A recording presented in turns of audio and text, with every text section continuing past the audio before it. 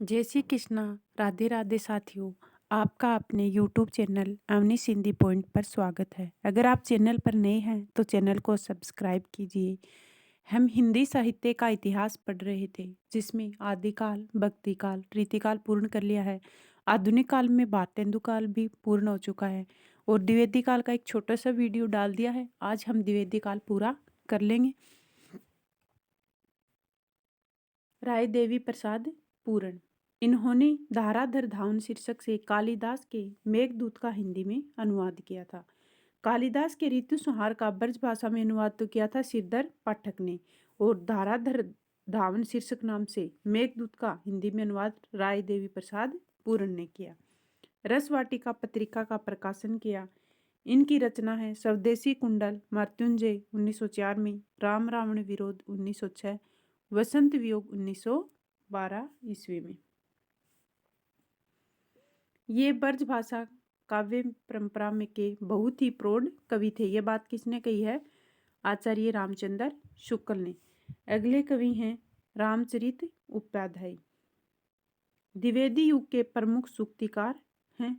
इनकी कृतियां हैं रामचरित चिंतामणि जो प्रबंध काव्य है, राष्ट्र भारती, देवदूत, देवसभा, द्रौपदी, विचित्र विवाह इनके काव्य संग्रह हैं। तो ये एक तो सूक्तिकार हैं और इनका प्रबंध काव्य है रामचरित चिंतामणि, राष्ट्र भारती, देवदूत, देवसभा, द्रौपदी और विचित्र विवाह इनके काव्य संग्रह हैं। गया प्रसाद शुक्ल स्नेही, इनका जन्म 1883 से 1972 ईस्वी तक ये रहे। सुकवि पत्रिका के ये संपादक थे। तो गया प्रसाद शुक्ल स्नेही ने कौन सी पत्रिका निकाली? सुकवि। और सुकवि कौन से कवि की उपाधि थी, ये आप कमेंट बॉक्स में कमेंट करके बताएंगे, जो भारतेंदु काल के कवियों में हमने पढ़ा था। श्रृंगार रसप्रक कविताएं स्नेही उपनाम से तथा राष्ट्र प्रेम प्रक कविताएं त्रिशूल उपनाम से लिखा करते थे।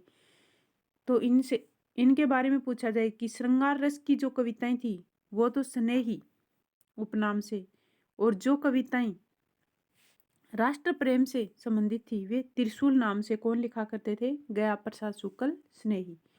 कृषक क्रंदन, त्रिशूल तरंग, करुणा कादम्बनी, राष्ट्रीय वीणा ये इनकी क्या थी? रचनाएं थी। और आनंद कादम्बनी प्रेम घन की रचना है।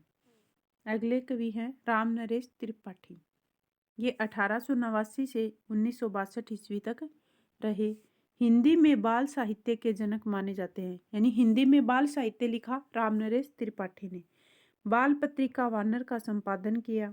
गांव गांव घूमकर हिंदी, उर्दू, बंगला और संस्कृत की कविताएं संकलित की, जो कविता कौमुदी के 8 भागों में संकलित है। इन्होंने लोकगीतों का संरक्षण किया।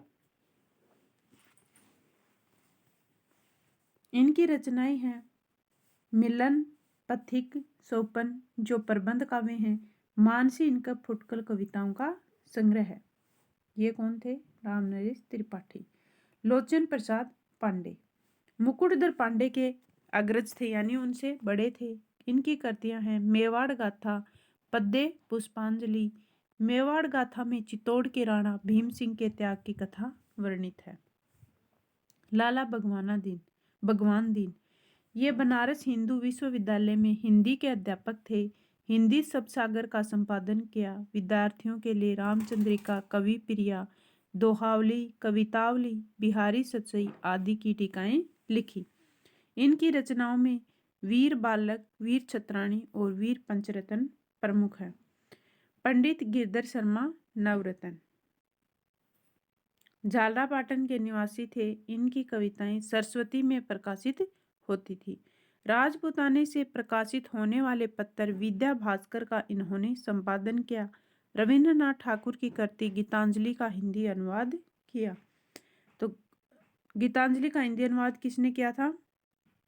पंडित गिरधर शर्मा नवरत्न ने। गोल्ड स्मिथ के काव्य हरमिट का संस्कृत के श्लोकों में अनुवाद किया। गोल्ड स्मिथ के काव्य हरमिट का एकांतवासी योगी नाम से ब्रज भाषा में अनुवाद सिरदर पाठक ने किया था। जगन्नाथ दास रत्नाकर द्विवेदी युग में आचार्य महावीर प्रसाद द्विवेदी की सत्प्रेरणा से प्रभावित होकर अधिकांश कवियों ने खड़ी बोली में काव्य रचना करना आरंभ कर दिया था। किंतु जगन्नाथ दास रत्नाकर और सत्यनारायण कविरत्न जीवन पर्यंत ब्रजभाषा में काव्य रचना करते थे। तो जगन्नाथ दास रत्नाकर और सत्यनारायण कविरत्न अंत तक अपनी रचनाएं किस भाषा में की? ब्रजभाषा में। बच्चन सिंह ने रत्नाकर को ब्रजभाषा काव्य का अंतिम प्रौढ़ कवि कहा है। आचार्य शुक्ल यह साहित्य तथा ब्रजभाषा काव्य के बड़े ही मर्मज्ञ माने जाते हैं। उर्दू में जक्की उपनाम से काव्य रचना करते थे। इनकी कृतियां हैं उद्धव शतक, गंगा उतरण और श्रृंगार लहरी, जो ये दोनों महत्वपूर्ण है, गंगा उतरण और श्रृंगार लहरी। 1929 में प्रकाशित उद्धव शतक की गणना भ्रमर गीत परंपरा में की जाती है। इन्होंने बिहारी रत्नाकर शीर्षक से बिहारी सतसई की टीका भी लिखी है, जो फर्स्ट ग्रेड सिलेबस में है। जगन्नाथ रत्नाकर को भक्ति काल व रीति काल का समन्वयकर्ता कहा जाता है। गंगा लहरी पद्माकर की रचना भी है। सत्यनारायण कविरत्न इन्हें ब्रज कोकिल कहा जाता है। भक्ति काल व आधुनिक काल के समन्वय कवि कौन माने जाते हैं? सत्यनारायण कविरत्न। भ्रमर दूत, प्रेम कली इनकी प्रसिद्ध कविताएं हैं, जो इनके काव्य संग्रह हृदय तरंग में संकलित हैं। हृदय दर्पण है भट्टनायक की और हृदय तरंग है सत्यनारायण कविरत्न की। भ्रमर दूत की रचना नंददास की रास पंचाध्याय के ढंग पर की गई है। भ्रमर दूत की गणना भ्रमर गीत परंपरा में की जाती है। भ्रमर दूत में कवि ने यशोदा पर भारत माता तथा कंस पर अंग्रेजों का आरोपण किया है। अंग्रेज कवि लॉर्ड मेकाले के खंड काव्य होरिसस का हिंदी अनुवाद किया है। भक्ति काल व रीतिकाल, भक्ति व रीति का समन्वय करता जगन्नाथ दास रत्नाकर। भक्ति व आधुनिक काल का कविरत्न। भारतेंदु व द्विवेदी काल का समन्वय करता बाल मुकुंद गुप्त थे। ये तीनों बातें महत्वपूर्ण है, कंफ्यूज करने वाली हैं। द्विवेदी युग की विशेषताएं व प्रवृत्तियां। कई बार एग्जाम में विशेषताएं पूछी जाती हैं कि कौन सी विशेषता है, कौन सी नहीं है।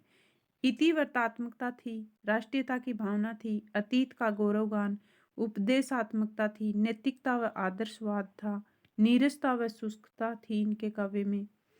प्रबंधात्मक शैली में लिखे गए, खड़ी बोली की प्रधानता थी, विषयों की विविधता थी, छंदों की भी विविधता थी, नारी के प्रति उदात्त दृष्टिकोण था, भाषा का परिष्कार था।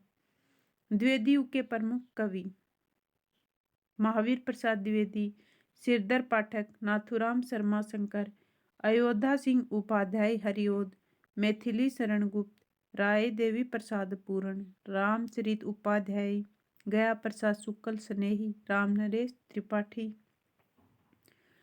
लोचन प्रसाद पांडे, लाला भगवाना दीन, पंडित गिरधर शर्मा नवरत्न, जगन्नाथ दास रत्नाकर, सत्यनारायण कविरत्न। ये कुछ अन्य बातें हैं। रामधारी सिंह दिनकर 1909 से 1974 तक रहे। इनका उर्वशी जो कार्य था 1972 में, उस पर ज्ञानपीठ पुरस्कार मिला। सुभद्रा कुमारी चौहान एकमात्र द्विवेदी युग की कवयित्री है। झांसी की रानी इनकी फेमस या प्रसिद्ध कविता थी। तो आज साथियों हमारा द्विवेदी काल पूर्ण हो गया है। कल हम इससे आगे के काल को पढ़ेंगे। अगर आपको वीडियो अच्छा लगा हो तो इसे लाइक कीजिए, अपने दोस्तों में शेयर कीजिए और वीडियो में अंत तक बने रहने के लिए धन्यवाद साथियों।